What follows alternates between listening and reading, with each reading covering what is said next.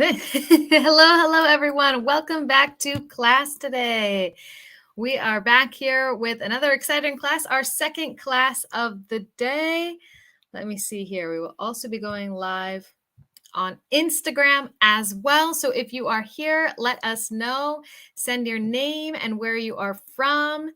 Okay, hi Instagram. Hi friends. Nice to see everyone. How was your weekend? Did you do anything fun over the weekend? Let me know here in the comments. Okay, Isabella is connected with us. Erickson Padero, hello. Christian Daniel, Kathy Rodriguez. If you are here, send your name. Send me a little wave. Let me know if you are here. Candy 216, hi there. Okay, Andreita, hello. Belumor, hello. Mildred, hi, nice to see you. Where are you guys from today? Let me know here in the comments where you are from. Okay, let me see over on LinkedIn. Hi, Daniel. Hi, Dania Guerra on Facebook. Oscar, nice to see you. Carolina on LinkedIn. Hello. Jorge, glad to see you here in class. Lots of friends on LinkedIn. Oh, Adriana. Okay, not Candy, but Adriana. Nice to see you here. Jacqueline, welcome back. Good to see you again. Batistina, hello. Hello to you in Caracas, Venezuela. Jamilene from Argentina. Solci Rosales, also from Argentina. Okay, we've got Argentina, Ecuador, Chile, Colombia. More people from Chile. Natalia, hello and welcome. Dominican Republic, nice to see you. Brazil, excellent. So Daniel's asking, where am I from? Valid question. I am from the United States. I am from the beautiful state of Michigan. It's cloudy today, but the weather's been nice here. So I am from Michigan. Okay, let me see here. Panama City is here. Chile, excellent. Colombia, so happy to see all of you here. Remember, today's second class will be 100% in English, 100% in English. So we are going to talk about 5 idioms you can use in your jobs. If you're listening and you are thinking idioms, wait, what? Not, it sounds like another word like idiots, but it's idioms with M. So don't worry, we are going to talk about these idioms. What is an idiom? And different idioms you can use in your job professionally. Okay, what part of Michigan are you from, Teacher Maritza? Grand Rapids. I am from north of Grand Rapids, probably a couple hours north of Grand Rapids. I'm way up in Michigan, so that's why it's still kind of cold here. Almost getting to Canada. No, not that far north, but pretty far north. Okay, so do I know Spanish? Yes, I do know Spanish. I lived in Colombia for 7 years, and my husband is Colombian, so I speak like a form of Colombian Spanish, but everyone there knows that I'm not a native Spanish speaker, so yes, I do. All right, so before we get into today's class, remember, to all my friends here on LinkedIn, YouTube, Facebook, Instagram, if you need more information about Open English, about our platform, which is available 24/7, 24 hours a day, 7 days a week, with native English speaking teachers like myself. By the way, my name is Maritza. I guess I always forget to mention what my name is, but my name is Maritza from Michigan. If you need more information, send the word profe here in the comments. PROFE in the comments for more information. So we can send information about Open English to you, my friends in Colombia, to my friends in Peru. All you have to do is send the word profe for more information about prices, because today we will be learning English. All right. So that was my first announcement. Send the word profe. We also have an English leveling test, So if you don't know your level of English, I recently made a video, and I think it may represent some of you of kind of, I read English, but I don't speak English. So if you want a more exact answer of when someone says, do you speak English, or what's your level of English? Send the word test. Send the word test in the comments. Send the word test in the comments. Let me see. I'm going to write it here. There we go. I'm going to put it back on the screen here for all my friends. Send the word test here in the comments to take a free leveling test with Open English. Free leveling test. Kariave, nice to see you. Glad to see you here again. All right. And remember, this is one of our free classes here. We have free classes every day with teacher Chris and myself. So you can participate here in the comments, send your questions, send your answers, send anything that you'd like to see here in one of the classes. Feel free to send it in the comments. So let's get started. Drum roll. Let's talk about idioms today. Idioms. So common expressions. So we're going to talk about 5 idioms you can use in your job. Number 1, let's talk about or revisit, what is an idiom? What is an idiom? All right, so an idiom is a creative expression in English that doesn't have a literal translation, but these expressions are commonly used by native English speakers. So remember, these are phrases we have put together in English. We cannot translate them literally. So in my examples, you'll see why. But we use these expressions all the time. So here are some idioms you should know. So take note. Number 1, to learn the ropes. To learn the ropes. We're not talking about a literal rope. In Spanish, it would be like cuerda. And we're not talking about a literal rope. But we use this expression to talk about when we learn new skills or processes at a new place of work. So tell me here in the comments, have you heard this idiom before? Have you heard of this idiom before? Let me know. To learn the ropes.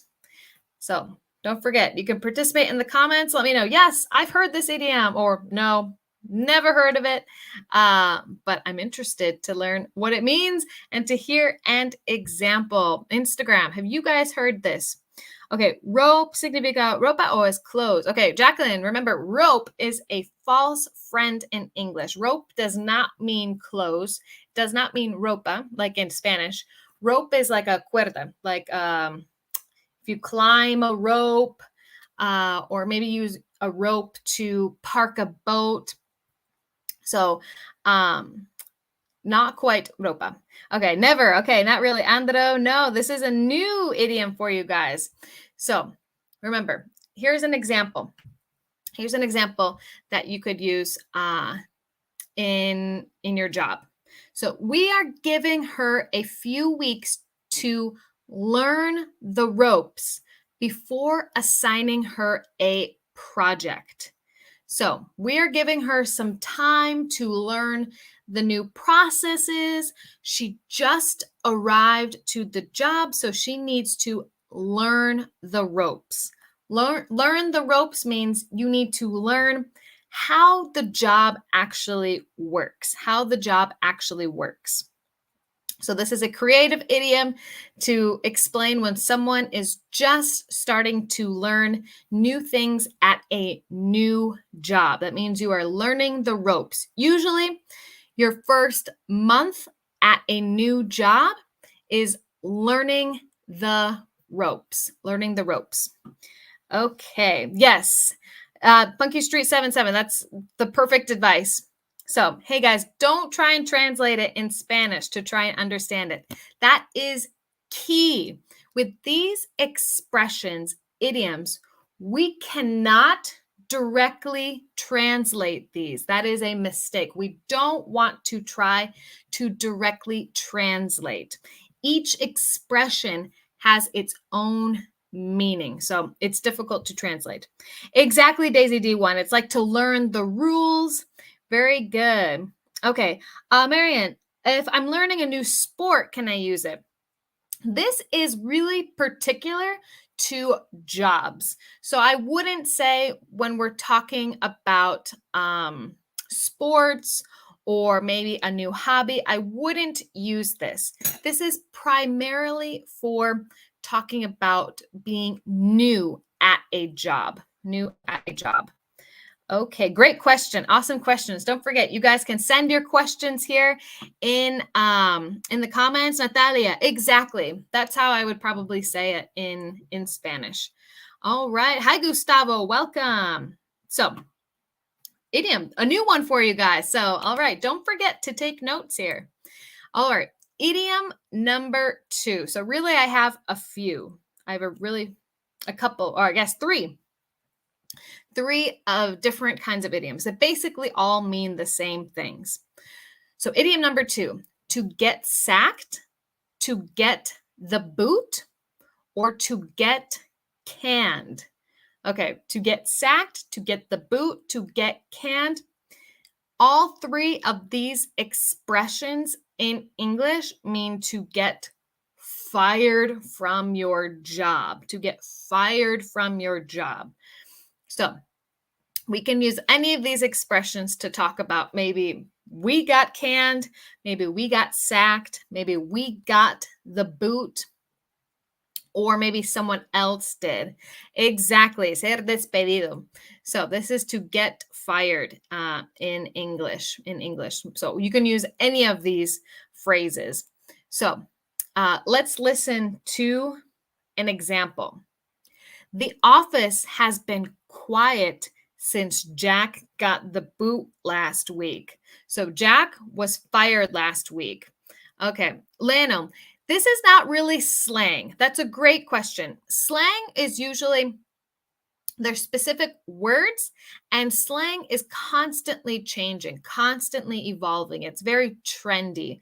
Idioms are pretty common throughout all the different English dialects, and they're kind of constant expressions.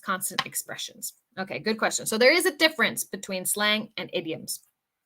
Okay, so let me see. Idioms. Okay, yes, idioms is a false friend. Idioms, we don't mean to say it's languages, for example, but rather a modismo. So it's rather an expression in English. All right, great questions, guys. So remember, we can use any of these three to talk about someone being fired from a job. So let me know in the comments. In your native language, are there different expressions to say when someone has been fired from a job? Let me know here in the comments. Are there different expressions to how to say this in your native English or your native language? For example, in Natalia said in Spanish, it's ser despedido. So are there different ways to say ser despedido in Spanish? Or is that kind of the basic expression? Okay, lo cortaron. All right, let's see here. Any other expressions? Alessandra says yes. Okay, so maybe there's some other expressions. Okay, me rajaron. Okay, so that might be another way to say they fired me. Okay, I need to learn literally the idioms. Marcelo, learning the idioms literally is really difficult. It's not literal. If idioms are anything but literal, they're creative expressions. So it's better to read the idioms and understand their individual meanings instead of trying to understand it literally. Okay, lo echaron.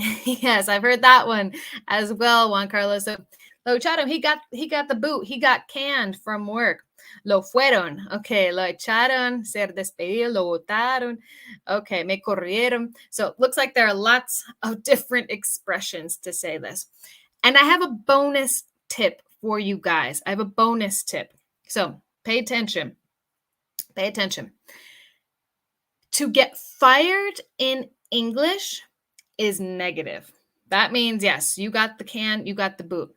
But for example, If a company decides like we need to eliminate 3 positions from the company, and they say, okay, Maritza, we have to let you go. We have to say goodbye. You no longer have a job. But if it's the decision of the company because of something that happened at the company, we say that that person was laid off. So this is really important. My husband actually got this confused. He said, oh, my friend, he got fired. So fired is really negative. Fired from a job means that maybe you were doing poorly, you were not a good employee, but actually his friend was laid off. The company had to cut positions because of money, and so the friend was actually laid off. So if you are in a job and in your work history, a company said, we really love you, but we don't have money to pay you. Today's your last day. That would be a layoff. So yes, exactly. Marcelo, layoff is definitely more positive. So you don't want to get those confused. You don't want to say, I was fired if you were actually laid off. Fired, bad.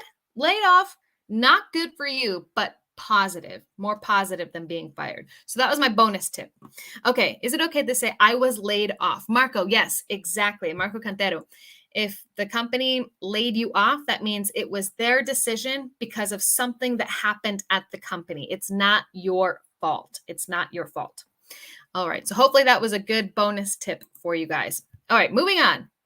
Idiom number 3. Idiom number 3. Here we go. All right, and don't forget, guys, if this is really kind of complex and you'd like to see something a little more basic, let me see, a little more basic, you can send the word profe here for more information. Profe here for more information. Okay, let me see. Ana Garcia es una Latina. Okay, well, I am a native English speaker, Ana Garcia.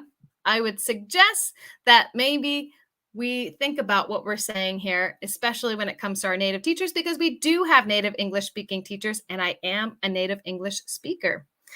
Okay. All right. Any other questions before we move on to idiom number 3? Idiom number 3. So, idiom number 3. This is a really important one to learn in case you have to communicate with your boss. This is a really important phrase in case you need to communicate that you are overwhelmed. Okay, Leno says, okay, that's something new. Get fired versus layoff. Yes, super important. Okay, so idiom number 3, to have a lot on your plate. So we're not literally talking about a dinner plate, for example. We're not talking about eating or anything. When we say to have a lot on your plate, that means you have a lot of work and responsibilities. Okay, a lot of work and responsibilities. So if you're feeling a little kind of, yes, exactly. Tener muchas tareas que cumplir. Barbara, that's a great way to translate it in Spanish. So if you have a lot of work and you're feeling really overwhelmed, you might say to your boss, hey, boss, I have a lot on my plate right now. Could we rearrange my duties or my projects? So sometimes it means that it's too much work. So let's listen to another example here. Between the merger and hiring a new manager, I have a lot on my plate right now. A lot on my plate. Yes, exactly, Barbara. A lot of tasks, work, responsibilities. So this is a way to say it like a native English speaker in English. Instead of saying, I have so much work to do, you can say, I have so much on my plate. I have a lot on my plate right now. I have a lot on my plate right now. Okay. Lenita says, I've had a lot on my plate lately. All right, Lenita, I hope that's a good thing. It can be a good thing. Sometimes it's a negative thing. So my question for you guys is, do you prefer to have a lot on your plate or focus on one project at a time? Okay. Do you prefer to have a lot on your plate or one project at a time? I think I saw an answer here. Okay, Daisy says I prefer to focus on one project at a time. Always, yes. So having a lot on your plate isn't always good. Okay, Leonard says, what's a merger? A merger in English, in like a business sense, is usually when you have two. It can be two companies coming together. So to merge is to come together. So a merger in a business sense would be two companies coming together to become one, for example. So usually it's a lot of work when that happens with a company. A merger, they have lots to do to make sure everything combines okay. Okay, so what do we think? Do we like to have a lot on our plates, or do we like to focus on one project at a time? Okay, let me know here. So I like a balance. Sometimes I like having a lot on my plate because the day goes by really fast. Or sometimes I need time to just focus on one project. Okay, Andro, that's a great answer here. So the second one, because I can learn many new things. So when you have time to focus, let's practice that pronunciation. Now, this is a tricky word. Focus on one project at a time. We can learn new things. Okay, I prefer to focus on one project at a time, but in my work, it's impossible. Sandra, I think a lot of people probably relate to you with that. Okay. All right. Hi, Della Adriana. It's the first time you connected. Great. I'm glad you love English. We here at Open English love English too. Okay. Andreita says focus on one project at a time. Marco says it depends. I would say to have a lot on my plate would be great as long as I love the things I do. Okay. Mark, or love the things that you have to do. Okay, Marco, that's a great answer. Totally agree. If you have a lot to do, that's a good thing if you're enjoying what you're doing. Louise says both. If that means you have a job, Louise, that's the best answer I've seen here. I mean, a job is a job. That's a very good point. All right, great job, guys. I love all of your participation. Thank you all for such great participation today. For all my friends on LinkedIn, Facebook, YouTube, Instagram, love to see it. All right, idiom number 4. 2 idioms left. Ready? Idiom number 4, a win-win situation. A win-win situation. So this one kind of means exactly how it sounds. A win-win situation. So this is an ideal situation. This is a good situation for both sides. So it usually involves kind of two different people, or maybe a person and a company. So there are two different elements here that are both happy. We call that a win-win situation. I'm not sure if there's an expression like this in Spanish. Oh, okay, Lena, that would make sense. Yes, that's a pretty clear, good translation. So an ideal situation where both sides are happy. So let's listen to an example. She got a promotion and the company didn't have to hire another person. It was a win-win situation. It was a win-win situation. Exactly. No one lost. Everyone's happy with what happened. Okay. All right. Let me see here. No one lost. So kind of like 50-50, 50-50, yeah, with both people, and both sides are happy. All right. Sorry, Lou Kumi. All right. Hi. Nice to see you here. Thank you for joining us. All right, we're talking about idioms right now in English, idioms to use in your job. So if you want to talk about a situation that both people are happy, you can call it a win-win situation. So let's do a little practice here, Send a comment using this sentence. Using this expression in a sentence. Send a comment here below using this sentence. How would you use this sentence with your boss, for example? Or if you had to write an email, how would you use this expression? Okay. Todos ganan, todos felices. All right. I like that. All the people win. All right. Ani breve. This is a class about idioms, a free English class here with Open English about idioms. Okay. So we have any creative sentences here before I move on to our last idiom of the day? Anyone feeling brave enough to share their sentence? Or maybe we can just use mine. So she got a promotion. So that's a good thing. The company didn't have to hire anyone. So that makes things easy. It was a win-win situation.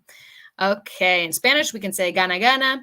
Okay. Kelly, I'm not sure if that's Portuguese. I think it might be, but Kelly, maybe it's the same in Portuguese. Gana gana. All right, guys. Excellent. Well, let's move on to our last idiom here. Our last idiom. This one I use a lot. I think I actually used this one today, and I didn't know how to say it in Spanish. I was kind of like, it's kind of a Spanglish there. So this one is really common, this expression. Okay, so off the top of someone's head. Off the top of someone's head. Remember, we're not literally talking about your head here.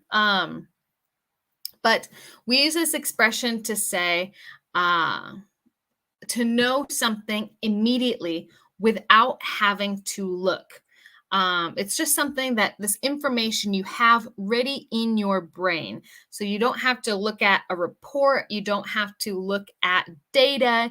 You don't have to ask anyone. It's off the top of your head. So it's on your mind. It's something that's really easy to respond to because it's something you already know. So let's listen to an example. Maybe this would be a little easier to give an example. So off the top of my head, I can think of 3 factors that influenced our sales. Okay. Off the top of my head, I can think of 3 factors that influenced our sales. So I didn't have to ask anyone. I didn't have to look at a report, a sales report. I just knew. It was off the top of my head. So this is really common to use in work environments to describe this. All right, off the top of my head. All right. Oh, so I had an interview last month and my actual boss talked to me and I received a raise in my salary. Was it a win-win situation?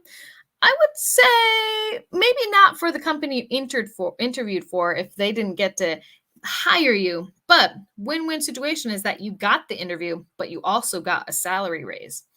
Okay, so off the top of my head. All right, so any questions about this idiom, having something off the top of your head? Let me know here in the comments. Any questions for off the top of your head? And let me know here in the comments as well. Would you like another professional idioms class? If so, send a blue book here in the comments. Send a blue book here in the comments if you want to see more professional idioms in our classes. I know these are important for you guys to develop your speaking abilities, but this will also help you sound like a native English speaker in your workplace. So let me know here in the comments. I always want your feedback to give you guys what you want to see here in our classes. Okay, no blue books. Maybe you didn't really like professional idioms. Let me know, guys. All right. Well, that concludes our class today. Remember, if you didn't get to see all of the idioms, don't worry. We will post this class. On our social media pages. So on YouTube, on Instagram, on Facebook, on LinkedIn, you can watch this class again. All right, now we got some blue books coming in for another idioms class. Okay, excellent. So if you want to watch this class, go to our page on YouTube. Okay, Marcus, it's great to learn more here. All right, excellent. Awesome, guys. Thanks for your feedback. And remember, if you need more information about Open English, about our prices, about how the platform works, about anything else, send the word profe here in the comments, profe in the comments to receive more information. We also have our free leveling test, that you can take just by sending the word test, T-E-S-T. So we can get you that free link there so you guys can take it and be able to say in your job, I have an A2 English level or I have a B1 English level. And don't forget, we will be back here tomorrow with Teacher Chris. There we go. We'll be back here with Teacher Chris tomorrow at 11 a.m. Colombia time, 9 a.m. Mexico time. I'm really bad with time zones, but you can activate your notifications on social media so that you don't miss any of our classes, so that it will actually tell you when we are here live so you can connect. So everyone, thank you so much for joining and for all of your participation today. Loved starting my week off with all of you here, and I will see you guys back here. I will be back on Friday. Teacher Chris will be back here tomorrow. So activate those notifications and we will see you soon. All right. Take care, everyone.